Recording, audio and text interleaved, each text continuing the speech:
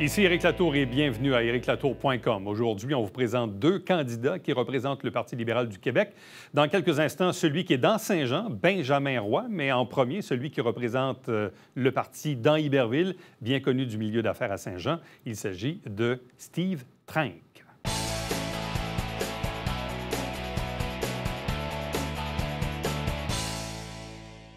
Campagne électorale dans les comtés qu'on dessert ici à la télévision du Richelieu. Du côté d'Iberville, plusieurs candidats s'affrontent. Celui qui représente le Parti libéral du Québec, c'est Steve Trenck qui est avec nous. Bonjour et bienvenue.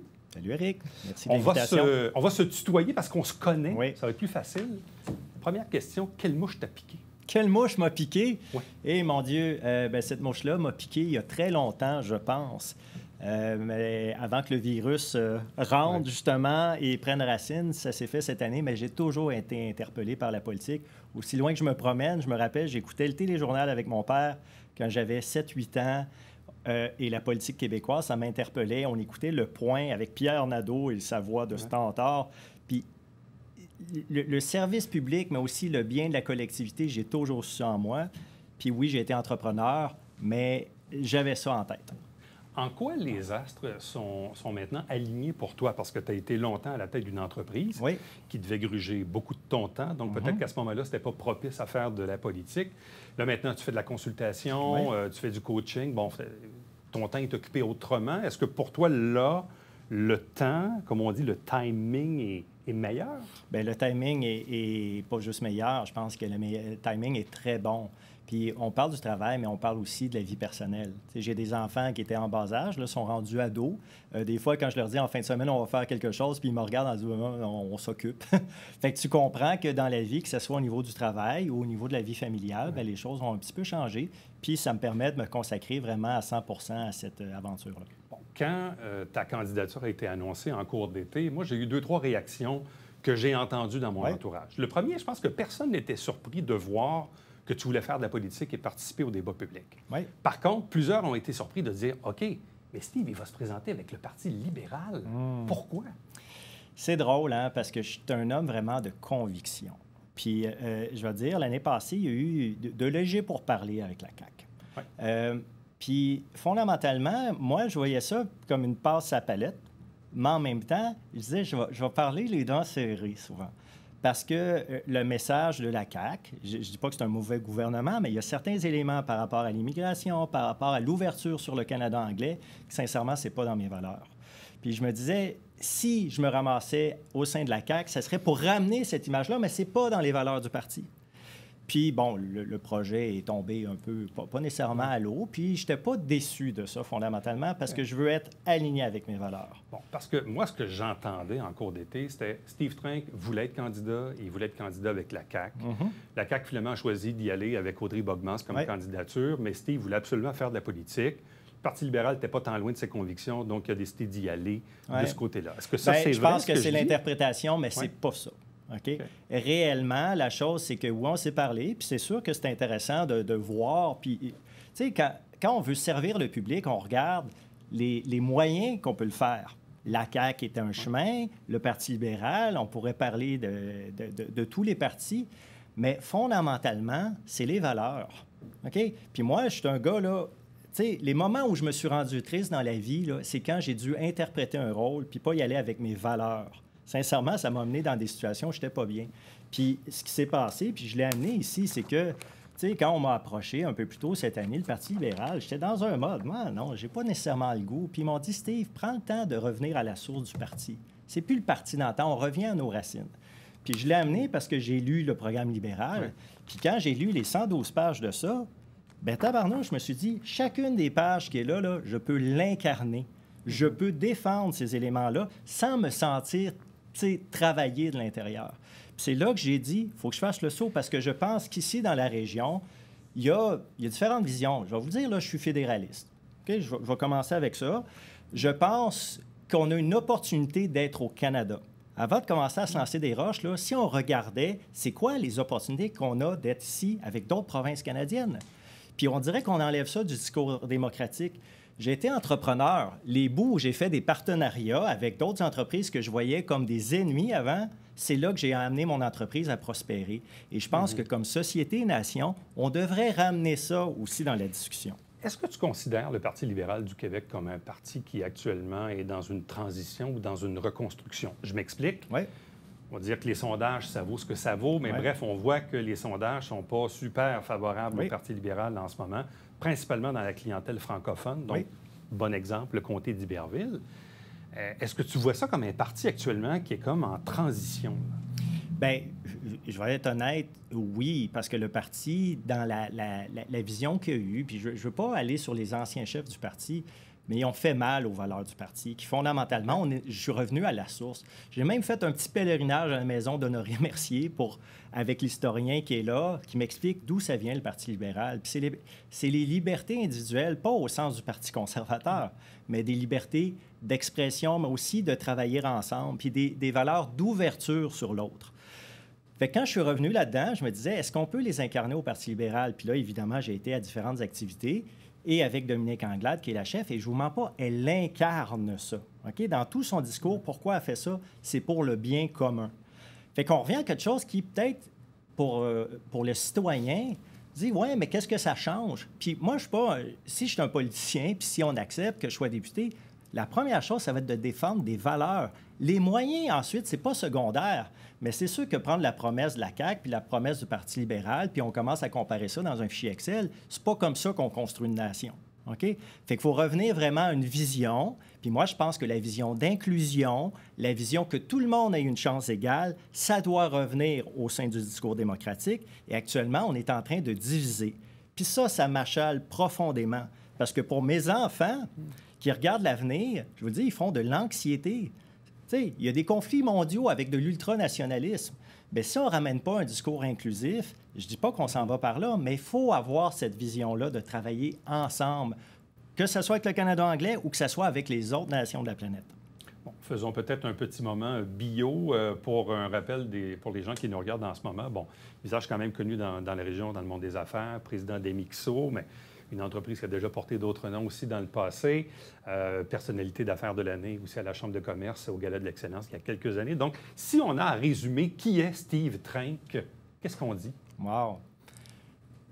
C'est un gars extrêmement passionné, qui se donne à fond dans tout ce qu'il fait. OK?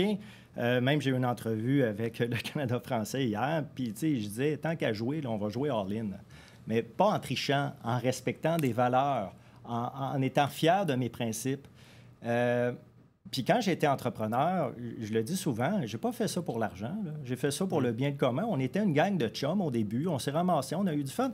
Puis même cette expérience-là de 25 ans en affaires a fait de moi, je pense, un gars plus conciliant, un gars plus sage, ce que je considère être un meilleur leader qui est plus à l'écoute et moins assertif. Donc, je pense pas avoir la vérité, mais je suis capable de nuancer pour essayer de faire un bien commun. Et ça, là, le mot numéro 1, là, c'est le bien commun.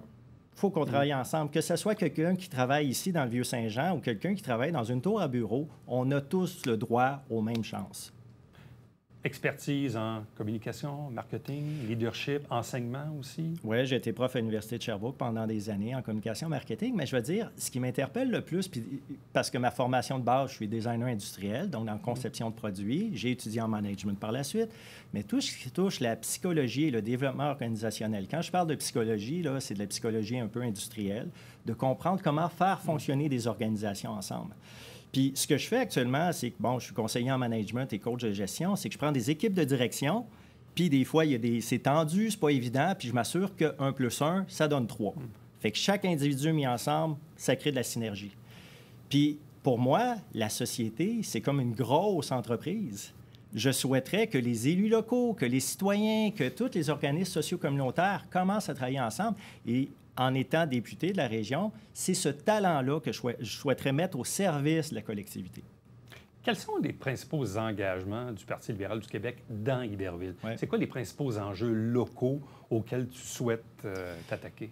Il y a évidemment 2 enjeux, mais qui sont évidemment l'eau potable. On connaît tous Saint-Georges-de-Clarenceville, mais en faisant ma tournée des municipalités, on s'est aperçu que l'enjeu de l'eau potable n'est pas qu'à Saint-Georges-de-Clarenceville. C'est un enjeu latent dans beaucoup de municipalités et collectivités.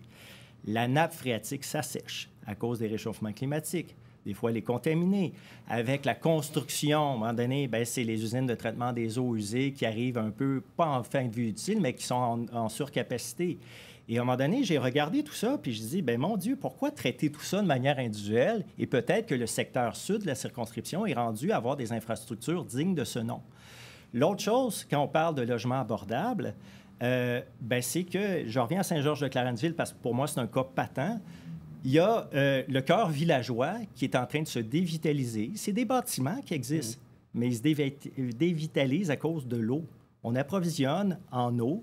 Il y a des bâtisses qui existent déjà, qu'il y a des gens qui pourraient acheter et justement se mettre à réhabiter ces endroits-là puis à les vitaliser.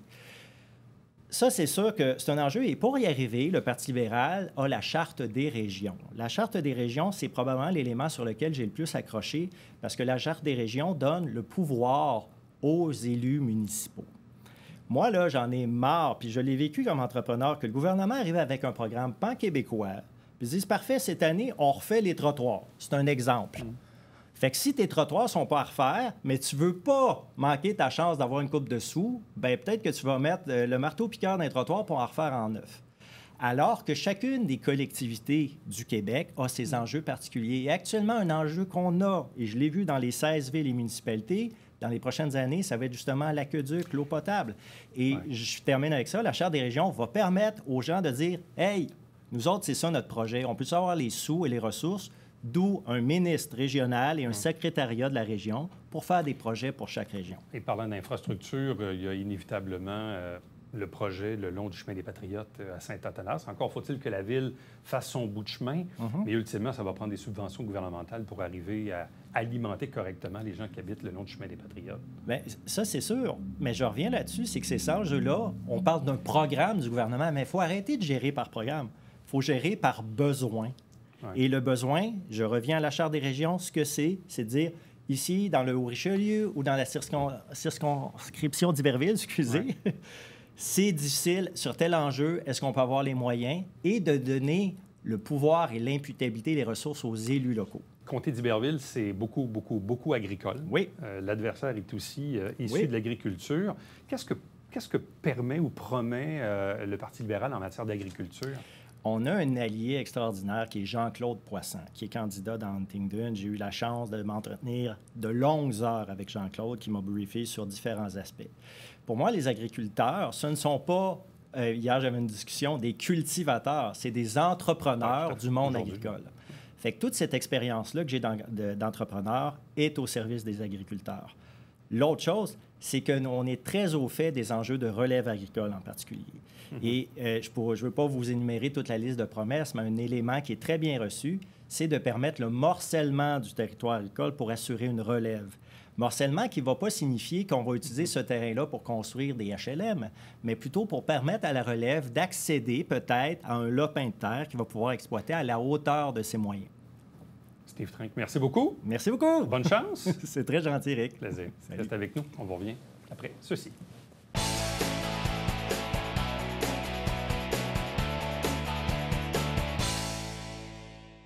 Salut, ici Alexandre Baudouin. Et François Trépanier. François, cette semaine à Sport Express, on commence ça avec les géants. Absolument, avec le coach en chef Jean-Philippe Bégin est avec nous et ton nouveau Mont-Blanc. Oui, ça aussi, on pourrait dire 2 invités demain. Oui, absolument. Ne manquez pas ça.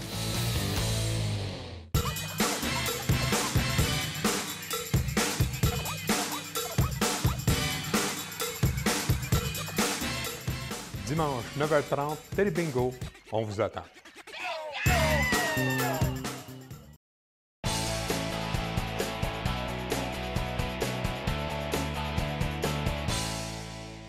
Élection du 3 octobre 2022 au Québec. Ici, à la télévision du Richelieu, on vous présente une série d'entrevues avec les candidats et candidates des comtés que l'on dessert. Aujourd'hui, on est dans Saint-Jean. Il est le représentant, le candidat du Parti libéral du Québec et j'ai nommé Benjamin Roy. Bonjour et bienvenue. Bonjour, bonjour. D'où vient ce désir de faire de la politique? Ce désir de politique part... Je me suis toujours intéressé à la politique, ça c'est sûr, dès mon plus jeune âge que je comprenais ce qui se passait. Donc, à partir de là, ça s'est concrétisé quand je suis rentré à l'université. Dans le fond, je suis rentré à l'université, j'ai eu quelques cours. Je n'ai pas directement rentré en sciences politiques. J'ai fait un programme cours en communication internationale. Puis ce programme court-là se jumelait, dans le fond, à une série de bacs. Puis dans cette série de bacs-là, il y avait sciences politiques. Donc, j'ai décidé de prendre ça, puis j'ai eu vraiment la piqûre de la politique durant mon bac. Là. Bon, là, le bac est terminé. Il est terminé au mois de juin. Là, est-ce que vous travaillez en quelque part en ce moment? Est-ce que vous avez des activités professionnelles? Oui, là, dans le fond, j'ai mes jobs étudiantes que j'ai rendus temps plein, dans le fond, pendant ce temps-là. Puis en même temps, je me suis lancé dans la campagne. Là. Fait que là, je fais ça. Bon. Pourquoi le Parti libéral du Québec? Le Parti libéral du Québec, tout d'abord, parce que moi, ça fait 1 an que je m'implique au sein de la commission jeunesse du Parti libéral en tant que secrétaire général. J'ai adoré, mon expérience, les gens que j'ai rencontrés dans la commission jeunesse. J'ai surtout vu que la voix des jeunes est entendue dans ce parti-là. Puis on a un réel pouvoir de décision sur qu'est-ce qui est entrepris ou quoi que ce soit. Donc, je pense qu'être candidat pour être député va dans la suite des choses. Bon, et qu'est-ce qui vous rejoint au Parti libéral du Québec versus les autres formations de qui vous auriez pu militer? Là? Qu'est-ce qui fait que le Parti libéral, ça vous rejoint plus que les autres formations? Je pense que c'est pour l'avenir. Autrement dit, ce que je veux dire par là, je pense qu'au Québec, en ce moment, on a besoin d'un projet de société. Puis ce projet de société-là va partir de l'environnement. C'est le nerf de la guerre pour les 4 prochaines années, je suis pas mal certain. Moi, si je veux des enfants plus tard, si on veut littéralement survivre, je pense qu'on est rendu là. Donc, oui, moi, ça serait... Pourquoi c'est ça? C'est le parti, je trouve, qui a les idées les plus concrètes afin de façonner, dans le fond, une économie qui vise à transformer l'écologie de façon responsable, de façon claire. Donc, c'est pour ça que... Bon, quand on regarde, je sais qu'il ne faut pas toujours s'y fier, mais quand même, ça traduit de ce que l'on voit. On voit en ce moment que le Parti québécois et le Parti libéral, qui sont les plus vieux partis représentés à l'Assemblée nationale, ne vivent pas leurs plus belles heures, des années plus difficiles. Le Parti libéral relève quand même d'une 20aine d'années sous le régime Jean Charest, Philippe Couillard. Mme Anglade est à la tête du parti aujourd'hui. Sentez-vous que le parti est dans une transition? Sentez-vous que le parti, actuellement, on essaie un peu de sauver les meubles? Bref, il se situe où, le Parti libéral, en ce moment? Je pense que le mot, vous l'avez dit, c'est transition. En ce moment, on vit une transition. Comme n'importe quelle transition, il y a des hauts, il y a des bas. Je pense que, oui, on a un objectif de redorer le blason du parti. Ouais. Blason qui, anciennement, était vraiment noble, je pourrais même dire. Donc, je pense que c'est important de comprendre que, oui, il a été sali par des Couillard, Charest de ce monde, quoi que ce soit. Mais je pense aussi que l'avenir est devant lui. Autrement dit, on va pouvoir faire la transition avec des nouvelles idées, des idées aussi plus jeunes. On voit beaucoup de candidats jeunes, comme je fais partie ou quoi que ce soit. On laisse la place aux nouvelles idées. Puis, je pense que ça permet aussi de faire une vague de changement que le Québec a grandement besoin en ce moment. On voit actuellement aussi, tout parti confondu, puis peut-être aussi une réplique du municipal l'année passée, mais il y a plus de jeunes. Jeunes qui s'impliquent, qui sont candidats à l'élection. Donc, quelle est la place de la jeunesse maintenant dans la politique? Comme je dis, je pense que c'est de plus en plus ouvert. Puis, c'est peut-être juste une impression, je débute là-dedans ou quoi que ce soit, mais les jeunes, on a beaucoup tendance à vouloir vraiment parler des enjeux, d'où le Parti libéral avec les vrais enjeux, vraies solutions. On est moins là pour essayer de faire de la politique de paraître ou quoi que ce soit. Là. Donc, c'est vraiment se concentrer sur les enjeux, sur les projets de société. On entend beaucoup ça aussi. Trouver notre nouveau projet de société. C'est un enjeu important pour le Québec. N'importe quelle société a besoin d'un projet commun pour aller vers l'avant. Bon. Quel est votre lien ou vos attaches avec le comté de Saint-Jean? Comté de Saint-Jean, moi, un petit gars de la Rive-Sud depuis toujours. J'ai longtemps joué au baseball, des trucs comme ça. Saint-Jean, l'impro aussi à Saint-Jean, c'est très fort. J'ai fait de l'impro tout mon cégep. Donc, c'est sûr que très belle ville. Je trouve qu'à tous les jours, j'en découvre un peu plus aussi sur la région et tout. Donc, ça partirait de là, mes attaches pour Saint-Jean. Je trouve que c'est une place qui mérite d'être exploitée plus fortement de façon adéquate. Puis c'est un beau bassin pour l'avenir Encore une fois. Qu'est-ce que vous connaissez des enjeux qu'on a dans le comté de Saint-Jean en ce moment? J'ai eu une rencontre justement avec la mairesse présentement. On a beaucoup parlé d'enjeux environnementaux, justement. Ça, je pense que dans Saint-Jean, c'est important. Toute la protection d'espaces verts. Je pense qu'il faut se concentrer là-dessus. Dans Saint-Jean, on a un 6 d'espace vert. Je pense que c'est important de le conserver. C'est important de le garder. On peut simplement pas se permettre de le perdre. Le projet Éco va en lien avec ça, en voulant mettre de l'emphase sur la protection des espaces verts au Parti libéral. Ensuite de ça, toutes les terres agricoles dans Saint-Jean, ça fait partie énormément de la circonscription. Donc, c'est important aussi de pouvoir, dans le fond, faire en sorte que l'avenir des terres agricoles prospère et continue de l'avant, que ces terres-là agricoles-là ne soient pas perdues. Ça serait des enjeux. Le comté de Saint-Jean est le comté qui est l'hôte de l'hôpital du Haut-Richelieu. Il y a des enjeux en santé, on le sait. Il y a aussi surtout et principalement des enjeux de pénurie de personnel. Bref, quels sont les engagements du Parti libéral à l'égard de la pénurie de personnel, principalement dans le domaine de la santé? Dans le domaine de la santé, ça va beaucoup mettre l'emphase sur... En ce moment, là, un des gros problèmes, c'est que nos premières lignes sont fatiguées, sont épuisées. Il faut les ménager. On ne peut pas se permettre de continuer de tout leur remettre sous les mains ou quoi que ce soit. Donc, c'est sûr qu'arrêter le travail supplémentaire obligatoire pour les infirmières. Puis c'est ça, quand je parle de première ligne en santé, je parle des infirmières, je parle des médecins de famille. Puis si on s'entend, il y a un médecin de famille, une de ses tâches, ça va être de pouvoir conseiller la personne vers où se diriger ou quoi que ce soit sur ses besoins, sur sa santé. Donc, que tout le monde a accès à un médecin de famille, je pense que ça devrait être la base pour alléger notre système de santé. Bon, on le sait aussi, la région est l'hôte de l'une des premières maisons des aînés. Oui.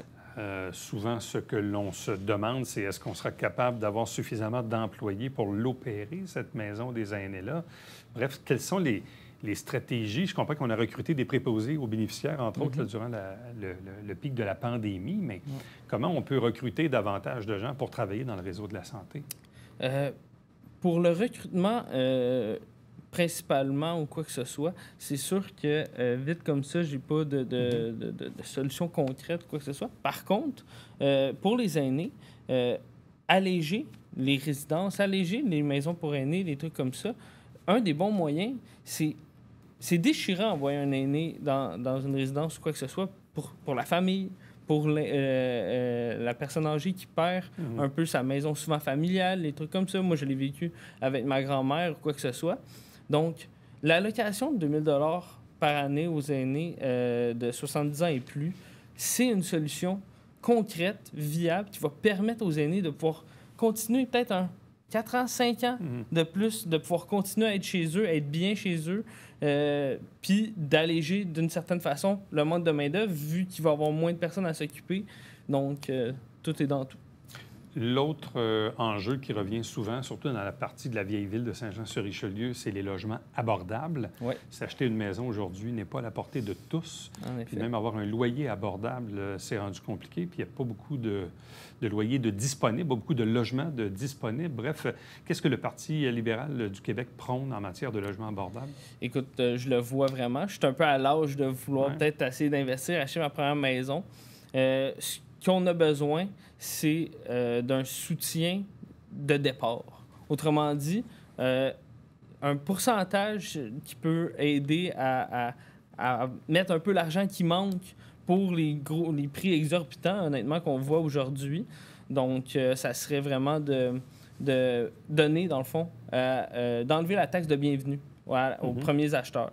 Donc, ça permet vraiment à un jeune qui veut se lancer dans le projet d'avoir une maison ou quoi que ce soit, bien, un petit coup de pouce qui va juste donner le go nécessaire avec les prix en ce moment. Bon, autre enjeu aussi dans le comté de Saint-Jean, il y a la partie de l'Acadie de Saint-Blaise, qui sont des parties majoritairement agricoles. Qu'est-ce que prône le PLQ en matière d'agriculture? Bien, j'étais là durant l'annonce officielle, dans le fond, sur l'agriculture, justement, dans les comtés de Saint-Jean face à ça. Puis c'est complètement une réforme complète en agriculture pour, justement, protéger les terres agricoles à Saint-Jean. En Saint-Jean, on le voit, il y a des gens qui vont venir acheter des terres agricoles, mais aucunement pour l'agriculture. Fait qu'on les perd, ces terres-là. Donc, plus encadrer les gens qui décident d'acheter des terres agricoles pour s'assurer une pérennité pour les terres agricoles dans Saint-Jean. Donc, un encadrement assez strict pour s'assurer que les gens qui achètent des terres, c'est pour continuer ou aussi pour que les familles puissent avoir un intérêt accru à vouloir continuer la ferme familiale, des trucs comme ça. Bon, c'est pour vous, dans le fond, une première expérience électorale comme candidat. On est au milieu de la campagne. Qu'est-ce qui vous frappe jusqu'ici? Quel est le constat? Des fois, on se dit, ouais, ça va se passer comme ça, comme ça, comme ça. Bref, qu'est-ce qui vous frappe jusqu'ici?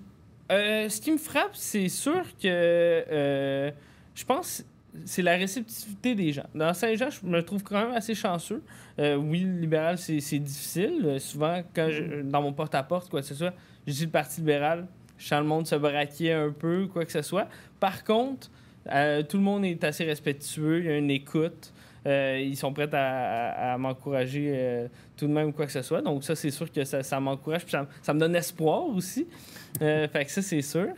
Puis c'est pas lâcher, pas continuer. Puis aussi, ce que j'aime en termes de Parti libéral, qui me fait dire, hey, écoute, j'ai quand même bien choisi ou quoi que ce soit, un jeune comme ça, il nous encadre. J'ai plein de personnes ressources à qui je peux contacter, j'ai des questions, des trucs comme ça. Je suis vraiment bien encadré là-dessus. Fait que ça, c'est le fun comme première expérience d'être bien guidé là-dedans, là, pas d'y arrocher, puis c'est ça. Benjamin Roy, candidat du Parti libéral du Québec dans Saint-Jean. Bonne chance. Bien, merci beaucoup. Restez avec nous. On vous revient après ceci.